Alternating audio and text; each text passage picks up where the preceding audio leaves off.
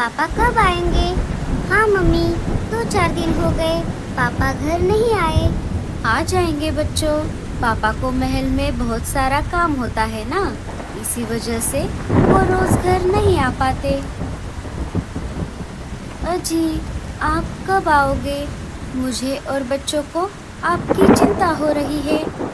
एक तो ऊपर से ये बारिश हो रही है और मुझे बच्चों को अकेला घर पर छोड़कर अनाज लाने जाना पड़ रहा है। बच्चों को घर पर अकेले छोड़कर जाना खतरे से खाली नहीं है। अगर आप यहाँ होते तो कोई खतरा नहीं होता। लाडो मन ही मन ऐसा बोल ही रही थी कि तभी बल्लू चिड़ा केले के पेड़ लेकर घोंसले के बाहर आ जाता है। लाडो, बच्चों, मैं आ गया। बल्लू की आवाज सुनते ही लाडो और बच्चे बाहर आ जाते हैं। ये पापा आ गए, पापा आ गए। आप तो बहुत भीग गए हो, चलिए जल्दी से हम अंदर चलते हैं। लाडो, बच्चे और बल्लू घर के अंदर आ जाते हैं।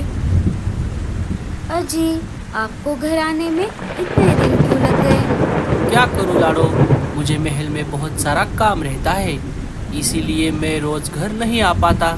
लेकिन अभी बारिश की वजह से राजा जी ने सबको छुट्टियाँ दे दी है। अब मैं बारिश का मौसम खत्म होने तक घर पर ही रहूँगा। ये तो बहुत अच्छा हुआ, लेकिन आप ये केले के पेड़ क्यों लेकर आए हो? मैं आने वाली बारिश के चलते उन पेड़ों से हमारे लिए एक बहुत बड़ा घर बनाने वाला हूँ। वो घर हमें आने वाले तेज बारिश से बचाएगा। क्या? केले के पेड़ों का घर? आज तक मैंने बांस की लकड़ी से, घास और गोबर से, सीमेंट और पंपकिन से बने घर देखे हैं, लेकिन केले के पेड़ से घर बनाना पहली बार सुन रही हूँ।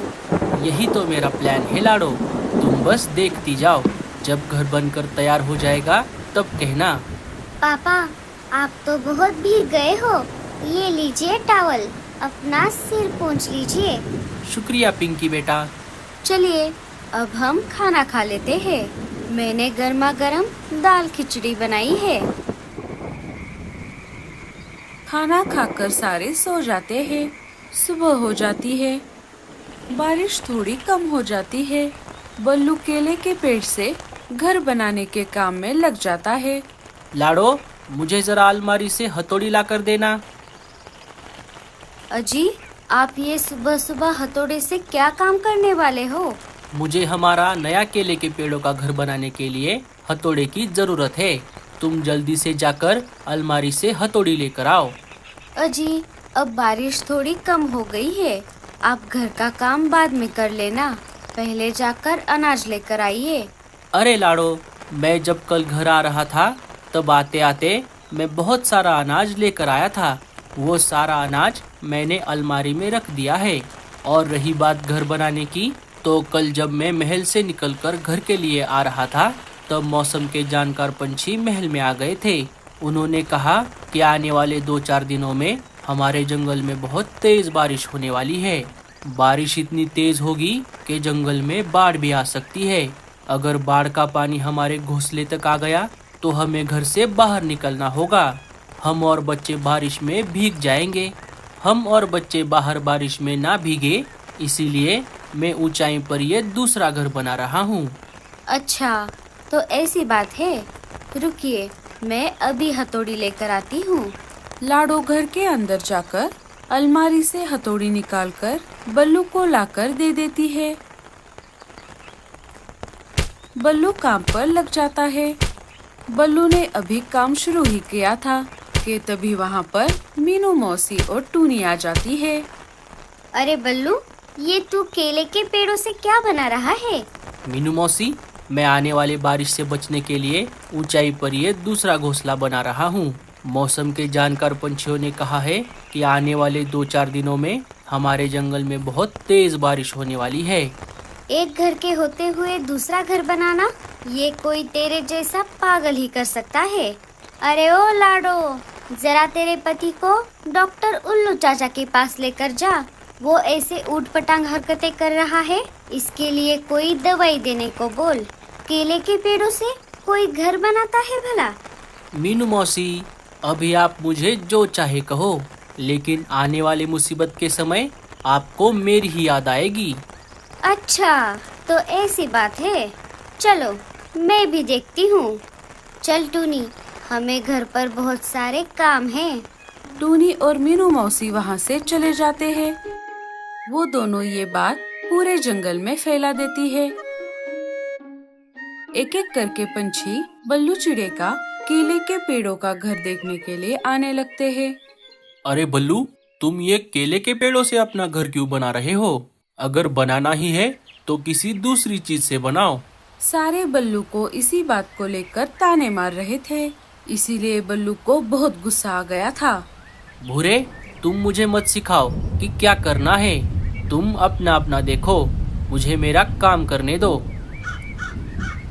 चलो कालू भैया, हम यहाँ से चलते हैं। गोरी भाभी ने कहा है कि हम भी एक बड़ा सा घर बनाएं, जो जंगल में सबसे बड़ा और मजबूत हो।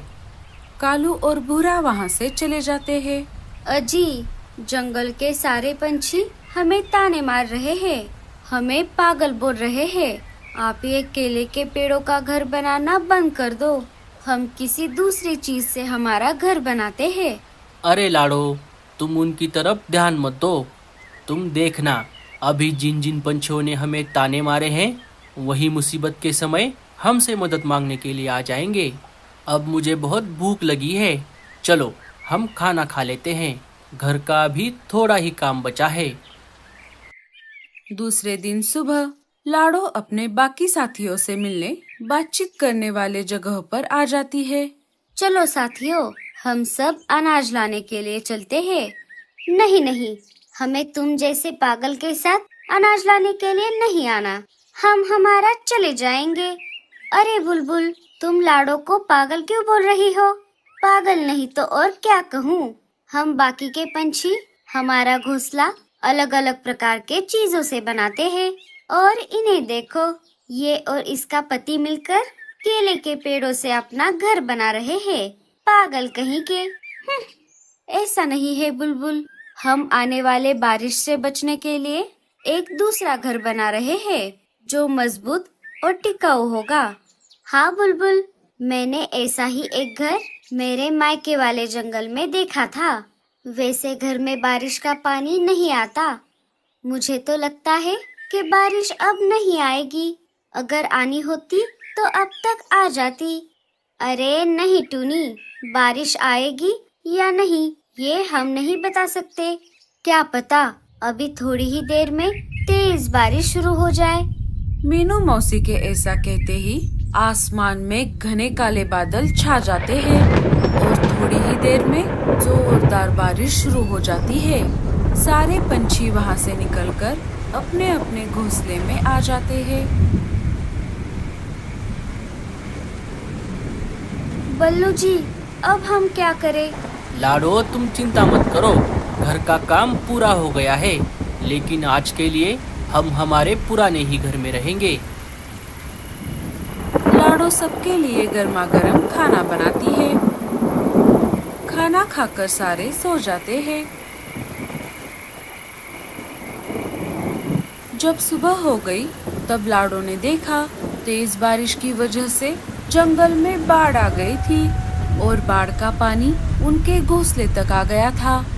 बल्लू जी, अगर पानी हमारे घोंसले तक आ गया है तो इसका मतलब है कि पूरा जंगल पानी में डूब गया है, क्योंकि पूरे जंगल में सबसे ऊपर हमारा ही घोंसला था। हाँ लाडो, मैंने कहा था ना, अब हमारा नए घोंसले में जाने का समय आ गया है। चलो, हम चलते हैं।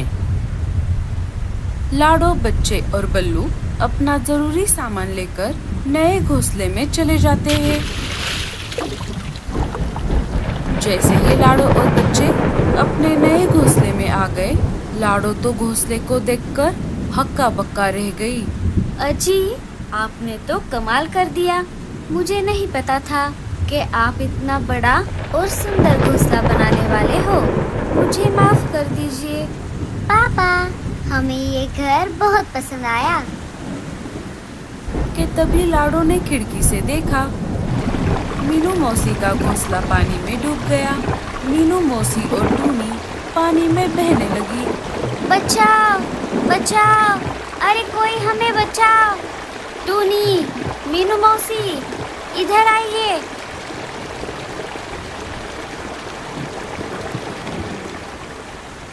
लाडो टूनी और मीनू मौसी को अपने नए घर में ले लेती है। लाडो, तुम्हारा बहुत बहुत शुक्रिया। आज तुम्हारी वजह से हमारी जान बच गई। मीनू मौसी, ये देखो कितना बड़ा घर है। हाँ टूनी, ये घर तो कितना सुंदर है। क्यों मीनू मौसी, आप तो मुझे पागल बोल रही थी ना। अरे नहीं बल्लू बेटा, बड़ों की बातें ऐसे दिल पर नहीं लेते। एक एक करके बाकी सारे पंछियों के घोंसले बाढ़ के पानी में बहने लगे। अजी, वो देखो बहुत सारे पंछियों के घोंसले पानी में डूब रहे हैं। हमें उन्हें बचाना होगा। लाडो, अब तुम मेरा कमाल देखो। ये केले के पेड़ का घर कोई मामूली घर नहीं है। ये पानी के ऊपर तैर सकता है। बल्लू चप्पू चलाकर घर को बाढ़ के पानी में उतार देता है और जंगल की ओर निकल पड़ता है। तभी रास्ते में उसे कालू, गोरी, भूरा, रीमा दिख जाते हैं। बल्लू, हमें बचाओ, हम यहाँ हैं। साथियों, जल्दी से अंदर आ जाओ।